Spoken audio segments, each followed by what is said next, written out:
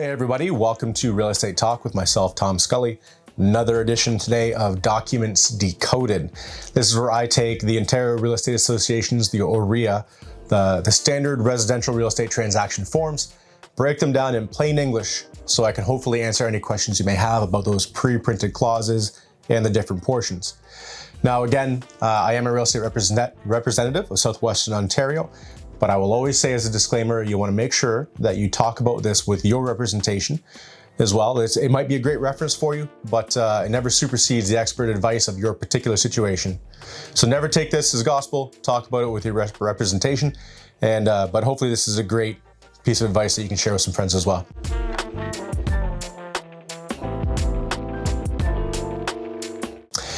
Today we'll be going through a little screen share of the listing agreement. Now I'm using Form 200 from OREA.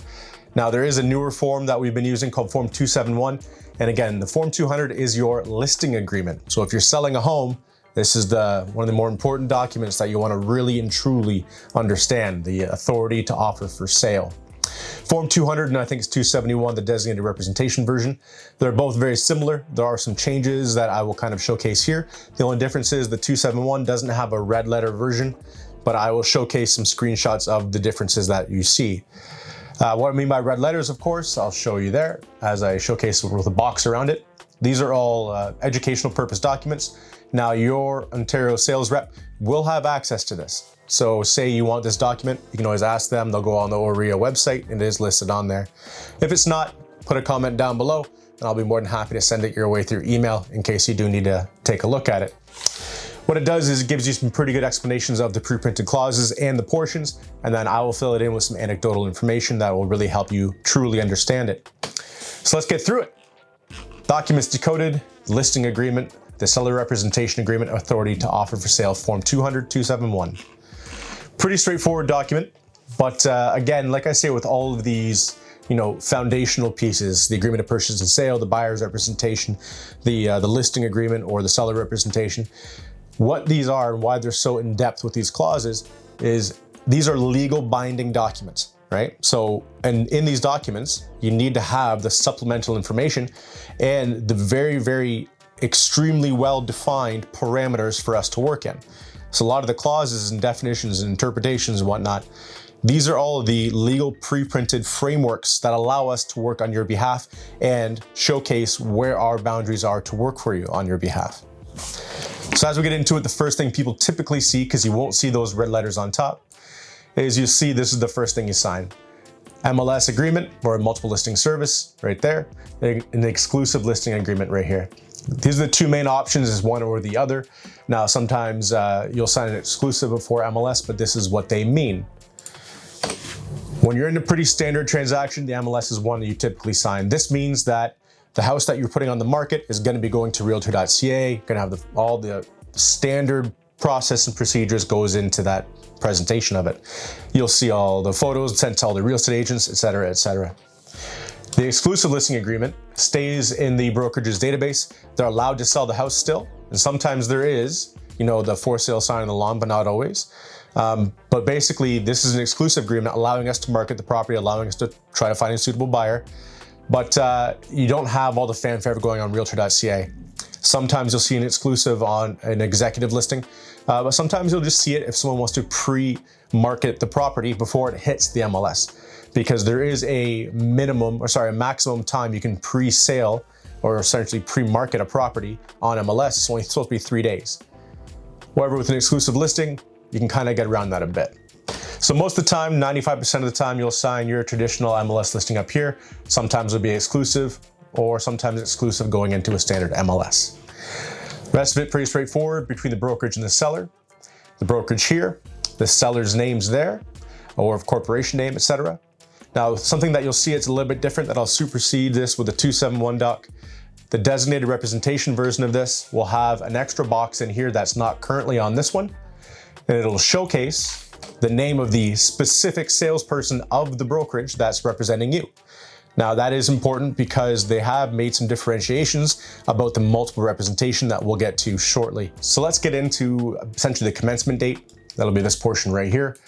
The time, the day, the month, the year, expiring at the time, the day, the month, the year. This is the listing period. Now, a lot of boards will have a minimum time. For instance, Windsor, Essex has 60 days minimum, so you'll see at least minimum 60 days sent to the board. If your house sells before that, which is pretty common, that just means that the house sells, everything's good, but it has to have a minimum time frame, typically for boards to be sent and accepted. And then you're going to acknowledge the date down here. Now, it says this can be a little bit different on the next, and I'll show you what this means. This just used to be signed only if it was longer than 6 months. Now every single listing has this signed regardless. Property sale price, that one's pretty straightforward. That's how much you're listing it for. And then you see a couple of things down here, a couple of bolded pieces that you're going to initial. The seller represents and warrants that the seller is not a party to any of the listing agreement of the property or agreement to pay commission to any other real estate brokerage for the sale of the property. This is important. You're telling us right here that you are not in a listing agreement or in any other agreement to sell the particular property with anybody else. We're the only people working on your best behalf. If you sign that and that's not true, you may be paying multiple commissions, just as a heads up. This portion down here just denotes the Schedule A. Any other additional information, such as the form Schedule A, will be noted here. Now, there's always a Schedule A attached to these documents. Sometimes there's a B or a C, depending on the brokerage that you're dealing with. We'll get into that shortly. But that will basically outline the brokerage's rights, responsibilities, and duties to you as the client to the brokerage, if you are a client. Number one, this is a great example of, we're talking about the framework in which we work in as real estate agents. The definitions and interpretations is a long paragraph that simply stipulates, this is what these terms mean. Agreement means this, authority means this, buyer means this, seller means this, etc., etc. This is outlining the legal terms in this document. Now, commission, of course, this is a nice big one that everybody wants to discuss. It's on this page and it finishes up down here. Now, your pages are going to be a little bit different because you won't have these red letters. So there's three things essentially in this commission that we're discussing. We're talking about obviously the commission that you're paying, for the sale of the property, but we're also discussing the cooperating brokerage and what they get paid, and something called a holdover period. Now, there's another video that I'm going to be doing on this, but when you're selecting an agent, I don't suggest doing it strictly on what you're paying for commission, because sometimes you're paying for a good reason. There's some people that are excellent marketers, negotiators, that get you super top dollar, that even with that higher price point, you'll have a better net end with your commission. And some people that have a very, very small price point or a fixed flat fee that don't really market it whatsoever, they'll give you the bare bones service that might not be able to negotiate or market your place as effectively and maybe get you a lot less of a price. And then your net fee, even though you're paying less to the brokerage, might be a little bit different. However, everybody's different. So please take a handful of agents, 4 to 5 agents, interview them all and see what they offer you and see what works best for you. That's the best way to do it. One thing to note, very important, the commission that you see as a percentage or a flat fee does not include HST. The government always wants their piece, as usual. You're going to see the total commission in this first box right here. That's combined between the listing and the cooperating brokerage. Sometimes there's a flat fee, which will be denoted there. The cooperating brokerage's commission portion is this portion here, or a flat fee right there. Then down here, you'll see a holdover period.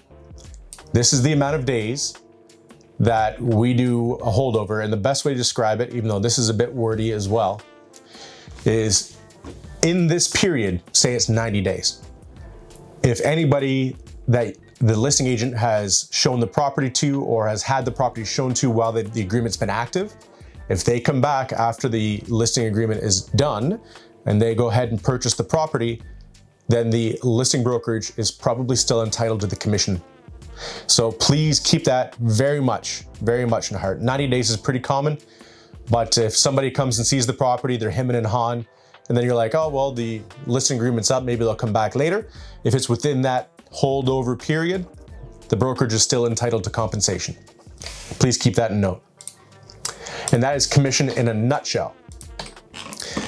Now, 3, representation. This is where some new pieces come about. Now, you'll see a piece here that's very, very important called multiple representation. And that is always a pretty big hot button topic. Multiple representation is when you go into an agreement and the brokerage represents, or at least historically, the brokerage represents both the seller and the buyer. Now, obviously, some people would see that as a conflict of interest, but more importantly, it's a conflict of interest when it's the same representative. And that's why we have what's called designated representatives now. See, the reality is many brokerages, like the one I work at, has hundreds of agents. I don't know 95% of them because I never see them. And I have no idea what their people are doing, but technically we work for the same company because they underwrite all of our deals. Now, to get around kind of that convoluted conversation, they have the designated representative form. So when you have a multiple representation now that is strictly with that designated representative, they would be the person representing both the seller and the buyer, or seller and multiple buyers potentially offering on the property.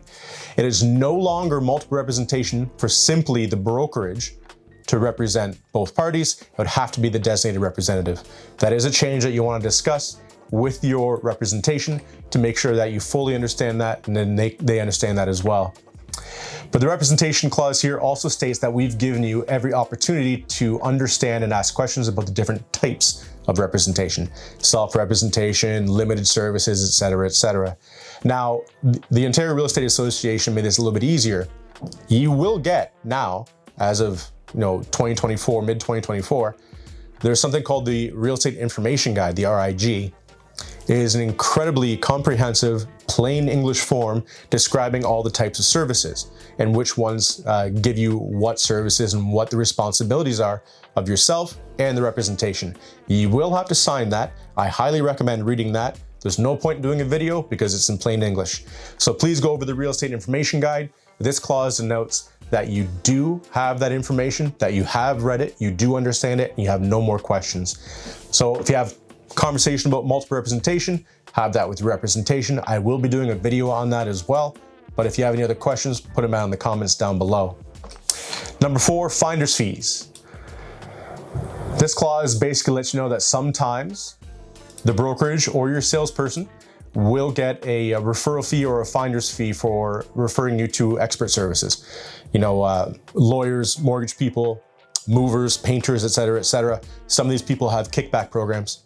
And if that's the case, then your salesperson or brokerage has to also disclose that.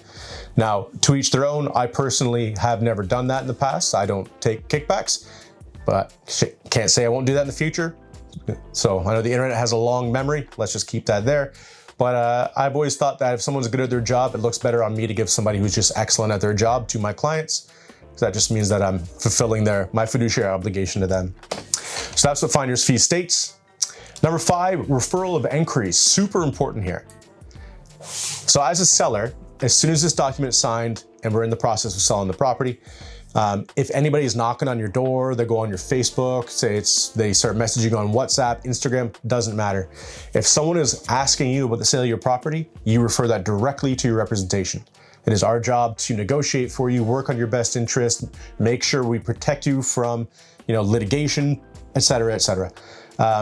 So that referral of inquiries, make sure that you do that every single time. And if you happen to sell the house from an inquiry that you got and you're under representation from the brokerage, there will be litigation and you will have to pay the brokerage within 5 days of a demand letter being sent to you. But simplest way, if you get anybody that knocks on your door, you get anybody on Facebook that wants to talk to you about your house, send them over to your representation. We'll take care of it. Number 6, marketing. Pretty straightforward. We have to market your property, but this is you telling us that we are allowed to do so. So the real estate brokerage is authorized to market the property. To do there is a permission in place for the for sale and the sold signs on the property, etc. Now, every municipality is going to have some sort of bylaws, but this is you giving us permission to market the property that is listed on this agreement, and you're giving us the go ahead to do so. Skip down a little bit here. Warranty. Right, number 7, warranty here. Warranty confirms that the seller has all the authority necessary in order to sign the listing. It also confirms the seller has disclosed outside interests such as first right of refusal, easements, mortgages, and so forth. Now on this one, I'll be honest with you, the big one is going to be the easements. So it's not uncommon for there to be easements on properties. It's very common, but usually they're done by the municipality. But say you had an easement from a neighbor that you had gone through, you did an adjustment on it. If you didn't disclose that to us and we sell the property, there are some issues that can come about with it. Now, any good realtor is going to go ahead and check for easements on the property before listing it. That's our due diligence. But you have to tell us if there's any other things that we should know, including private mortgages, anything along those lines. Any neighbors that have first right to refusal agreements, if it's in writing, we have to know those things. This is you telling us that nothing like that exists. If it did, we would have that in writing from you, and we go through our due diligence with you. Number 8, indemnification and insurance. This is an important one because a lot of people always discuss, what happens during open houses, say something happens, who's liable, etc., etc. This breaks that down in plain English. The seller will not hold the listing brokerage liable for loss or damage to the property or contents unless it was caused by the listing brokerage's gross negligence or willful act. Further, the seller confirms that the seller has insurance to cover any injury or property damage that may occur. Here's a good example. The mailman or mail lady comes to your house. You didn't salt your steps. They slip and fall, break a leg, you're liable. Same thing with us. If we're taking people through the home and you didn't, prepare, say the salty steps again, someone slips and breaks a leg, again, unfortunately, you're also liable, not the real estate agent. Now, if we're taking somebody through and we have gross negligence or we're willful act that has destroyed the home, hurt somebody, etc., we can be liable. But this very clearly states who is liable for what and when. During an open house, we do everything we can to protect your property. We do everything we can to protect the people there. But, unless it's a willful act or gross negligence, we're not liable for what happens in those properties. With that said, that's why we also have sign-in sheets. We try to make sure everybody signs in, name, information, so that if anything does happen, at least we'll have, hopefully, a good database of who to talk to. Number 9, we have the Family Law Act. We'll go through this a little bit later. You'll see a box in which we'll discuss, but very similar to the agreement of purchase and sale. The Family Law Act of 1990 states that if a seller is in a marriage, then they are obviously able to sell the house, but if the other person is not on title, they have to sign consent for the sale of the property. So if you're in a marriage and only one person's on title, the other person does have to sign spousal consent in order to sell the property. Number 10, the verification of information. So this clause here authorizes a salesperson to obtain information from governments, mortgages, and others in order to help with the sale of the property. Now, the more common things that we see, we need to run information. Obviously, we need to go to Geo Warehouse. Sometimes we'll go to the city. Sometimes we'll talk with your mortgage specialist, et cetera, et cetera. But we need to verify the information for the property to make sure it's the right property to sell, to make sure we have the legal designation of the property, the size, the footage, et cetera, et cetera. You're giving us permission in clause number 10 to do so. Number 11. This kind of rounds out marketing as well, truthfully. So the provision is necessary. Let's do this here. So the provision is necessary in order to facilitate the sale of the property. In order to ensure compliance with privacy laws, the seller consents to the use and disclosure of personal information in order to market the property properly. This will include the use of photographs, surveys, etc., etc. Again, another pre-printed clause that is very important for giving us that framework to work within. You're giving us permission to take videos, walkthroughs, surveys, whatever we need to do.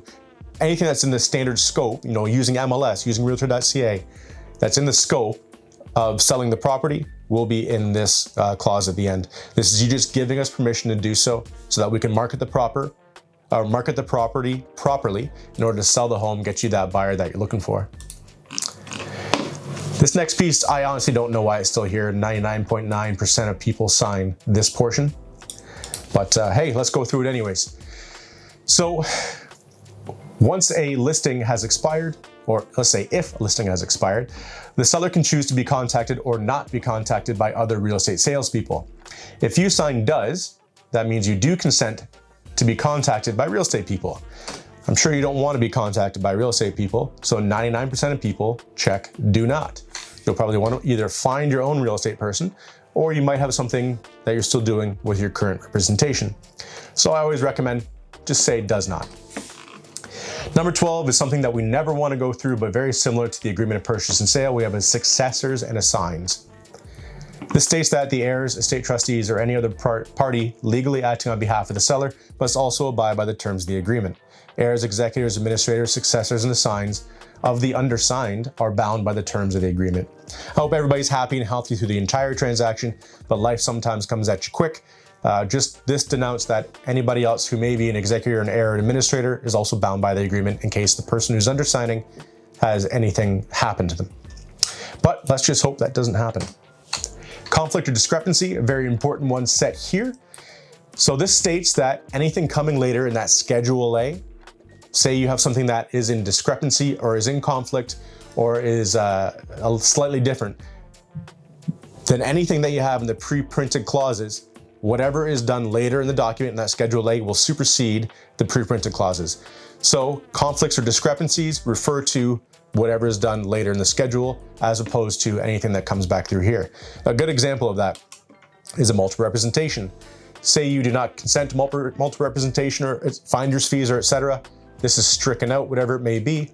If you go through the Schedule A and it states something different, you refer to the Schedule A. A couple ones that are pretty straightforward, but rounds out the last couple of the clauses. Electronic communication.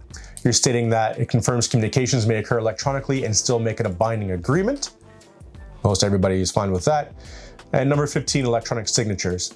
You're consenting that electronic signatures will be used and again, make it a binding agreement. Again, most people are just fine with that. If I could just delete that, would be lovely. Now, some of the fun pieces. This portion here just states the person that's signing is representing the brokerage. They have the authority to bind the listing brokerage to this agreement. And this is where the people on title will sign. The signatures of the sellers or the corporations, the date, and the telephone number. And again, this is where the sign under seal makes it a legal document, those little black pieces right there.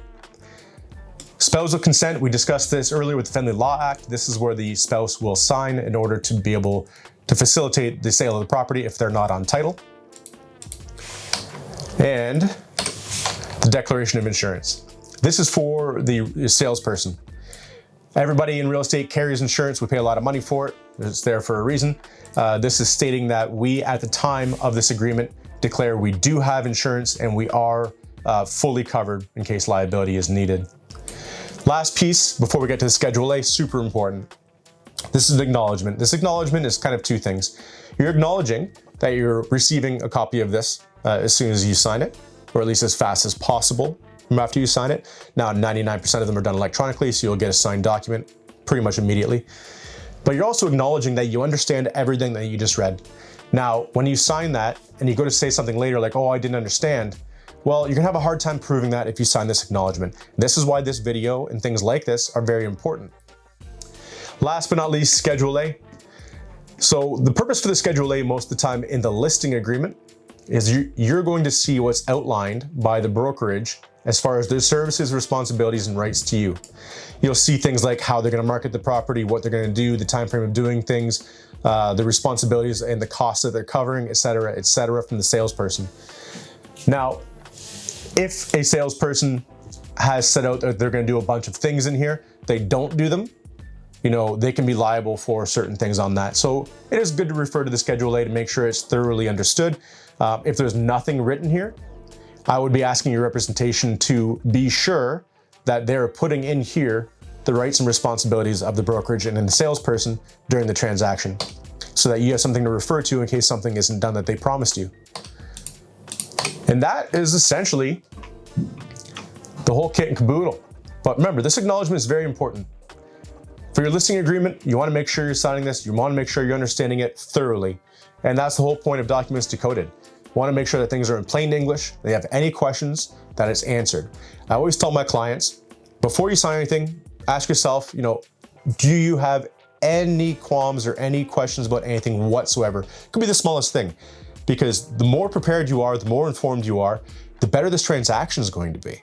And you want to make sure that when you're doing probably the most expensive transaction of your life, that you understand it thoroughly. This isn't something that should just be handled lightly. This is a very important conversation. This is a very important document, so that when you do sign it, make sure that you're really, really well informed. But that's Documents Decoded Form 200/271, the listing agreement, the authority to offer for sale.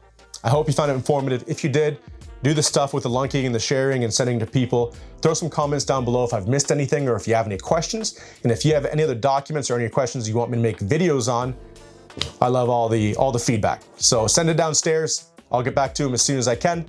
Other than that, I appreciate you watching this whole video. I hope you found it good. Take care, have a good day, and I hope that transaction goes really well for you.